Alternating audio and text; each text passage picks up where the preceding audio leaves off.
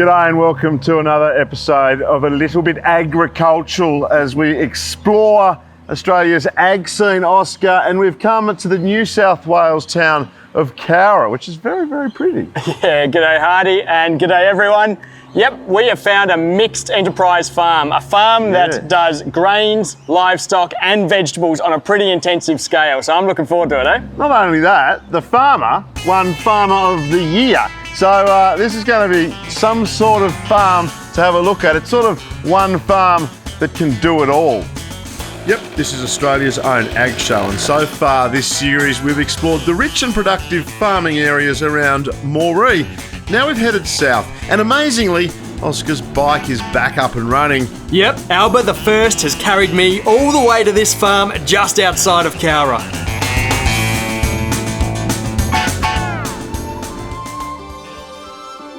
This is Ed Fagen.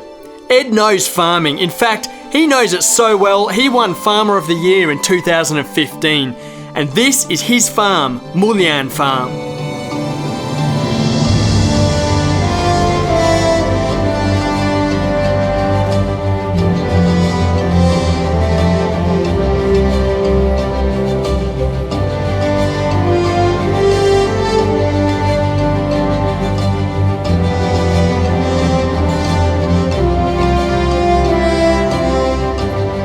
This farm's been with us since 1886, and I'm the fourth generation. It's been diversified since the 1940s, and I often get asked, how do you manage a property that's got so many enterprises within it? And some people really struggle with that, but it's what I grew up with. It's actually less diverse now than when I grew up. Off the top of my head, I'm not really sure how many enterprises there really are, but the main ones are livestock, broadacre grain, horticulture and irrigated broadacre crops. So each one of those has its own individual management techniques. I try and make it so there is an overlap between the crops and they don't all happen, like the excitement's not all at once with all of them. So, it may look diverse and it may look confusing, but it's really, to me, not that hard to manage. Now all farmers are busy.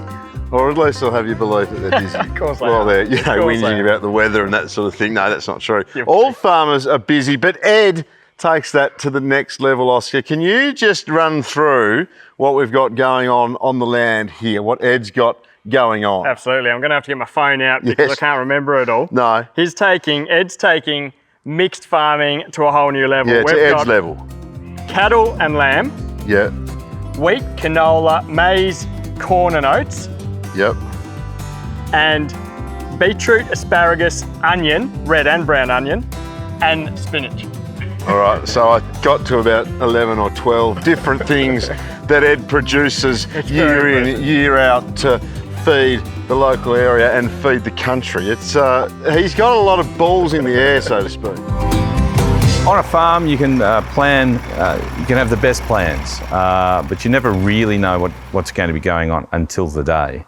Weather plays an important part of what goes on here, and these days staffing plays a big role as well. So, we'll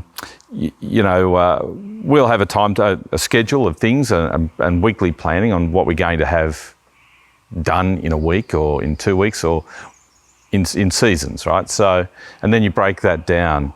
You have a macro plan that you break down to a micro plan, and then day to day, I'll know the night before, obviously, what's going on. The staff will have an idea every week about what's going on. But the exact schedule of the day probably starts at 6 o'clock in the morning when I wake up and I think, yes, whether the sun's out, it's not windy, so we can spray. That's the thing, it gets windy, I might have the best plans to have a day of spraying, wake up and there's wind, no spraying, right? So you need to have that backup as well. How long have you had this? How old are you? Is that older than you? I'm 30, so this is actually younger than me. So she's a baby. Only she's 95. She's 27. I'm 30, so no, she's good. We've had a few teething issues on the way, but so how long have you had this? A couple of weeks. Oh, okay. So someone paid you to take it. Or did you get it for free? Oh, come on, don't be cruel. No, I bought it. I bought her out of Sydney because she wasn't on a farm and she needed to get back on the land. Is it registered? They don't work. Registered. Oh my God. There we go. Knobby tyres. Yeah, no, it got 10k out of Moree before she coughed and spluttered and came to a stop. What, the hot? Got hot. But no, we had a few carby issues and I was a bit thin on the oil, I think. And but it's been running bloody well today, so pretty happy talk with about farming anyway, boys. So. Yeah. Haven't seen a bike like this for a long time. Oh, look, it's got a new chain on it. That's probably where the value is.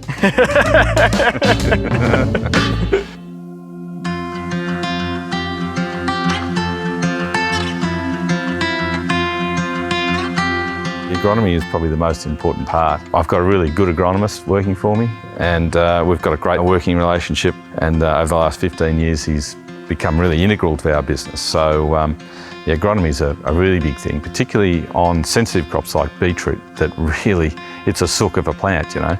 It might grow all right once it's up and going, but if there's any residuals in the soil, it just won't get going. So yeah, you've got to be fairly careful with that type of thing. And also you've got a crop like corn that's a heavy user of elements, so your fertiliser regime's got to be really good. And we've got new pests in corn called fall armyworm, which is new to Australia 3 years ago. So you've always got a challenge.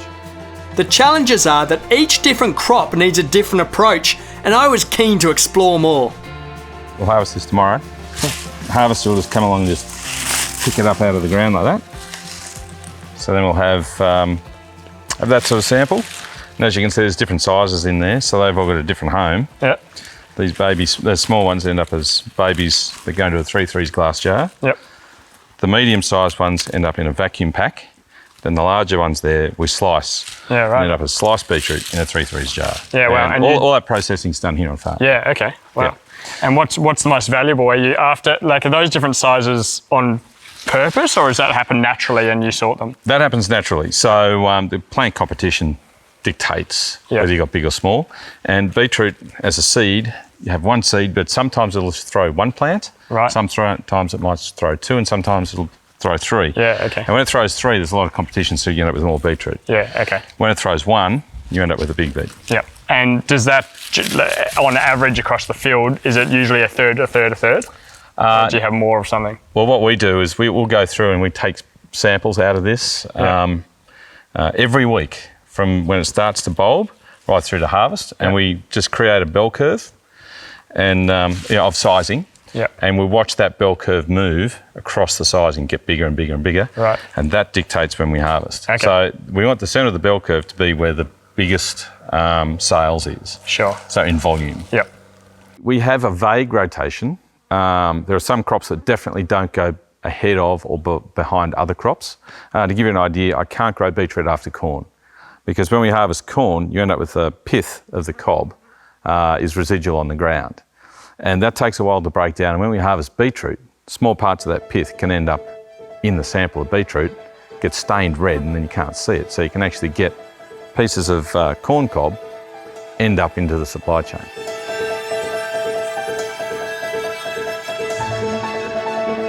This is asparagus in fern. Once you've finished harvesting it, you let the crop go, and it ends up going to fern.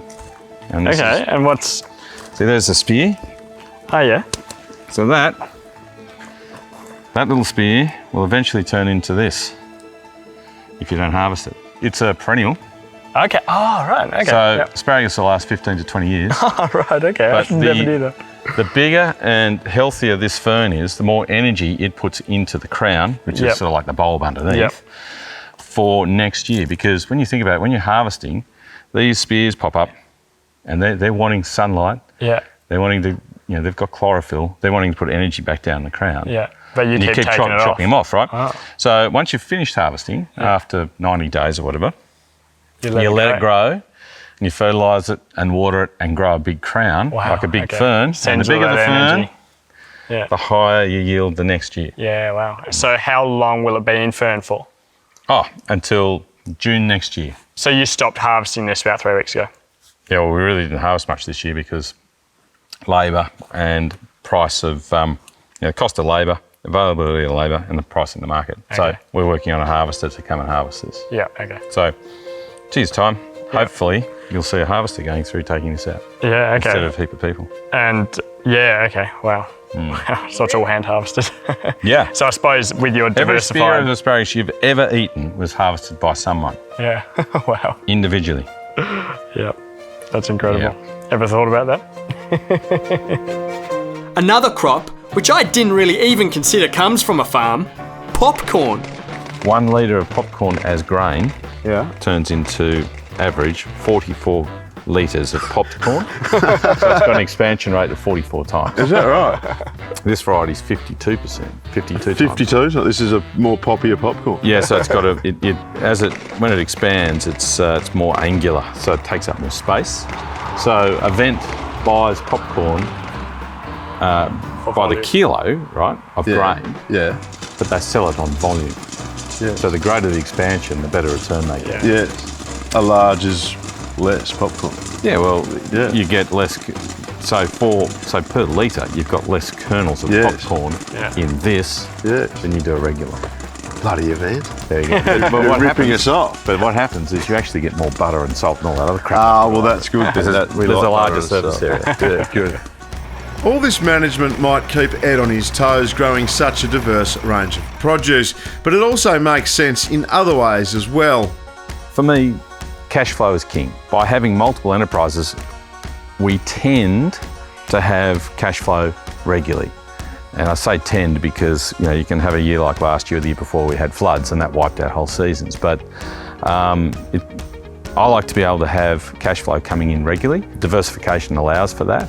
The other thing is, if you look at different enterprises and the cyclical nature of commodities, and particularly right now, red meat is not worth much and wool's not worth much. But on the flip side of that, we've had a really busy year and a very lucrative year on beetroot. So it just depends on what hat you're wearing on the day. It's very rare that everything is humming, but because of diversification, it's very rare that everything's in the doldrums as well. So it is a fairly sizable hedge to have diversification. Oh, we certainly have had a good look around, and I have learnt quite a lot about agriculture that I did not know, Oscar. Well done. Oh, it's been bloody good, hasn't it? It has been, and the talking point among all the farmers that we have met has been this beast, the DT175, which... And I've got no complaints, Hardy. She started off with a few teething issues, I must admit. But, it made a good show, It was never going to be either the spark plug or a major issue. I mean, there's not much to it. Yeah. You took it apart, you fixed it, and it has not missed a beat. Today, all round Cowra, all the way out to Ed's farm and all the way back. Everything you've ever dreamt of. Every time I kicked it, she started. Yeah. So, no, she's good. Everything you've ever dreamt of. No, the beginning of a fantastic journey is this, and we shall see you next time on A Little Bit Agriculture, mate. Season 2. Cheers. What's your plans with this for season 2? Oh, I'm going to go chuck her in the river. I think that's a good idea. Now here's a look at the next series of ALBA as we head home to the apple aisle. Potatoes probably our main game, but we grow everything: beans, peas, poppies, wheat, onions, carrots, fattened cattle, and also sheep. So a bit of everything, yeah. What is it indeed that we use hops for, and why is there an industry? Well, Hardy, you're leading the witness there. I think you know exactly what they're for. Beer, Oscar. Machinery, Andrew. I love it. I love factories, and not only any old factory, but a potato factory. Each of these plants is probably roughly 100 grams of dried flour. It's not a lot, is it? Or is It's, it? 100 grams would do you for a little while, I think, but yeah. You do, mate. Yeah. So in 1995 we planted 400 cherry trees and planted a few cherry trees every year since. We export cherries to about 20 different countries during January and February. ALBA the First is replaced with ALBA the Second. Oscar, is this one going to be better than the last one? Depends what you mean by better. Is that Velcro under there? And you'll be amazed at just what is being grown. We're standing in the middle of an outdoor crop. of medicinal marijuana in southern Tasmania. We get a lot of patient feedback that says it's changing people's lives, and yeah, proud to be a part of that. That's next time on A Little Bit Agricultural.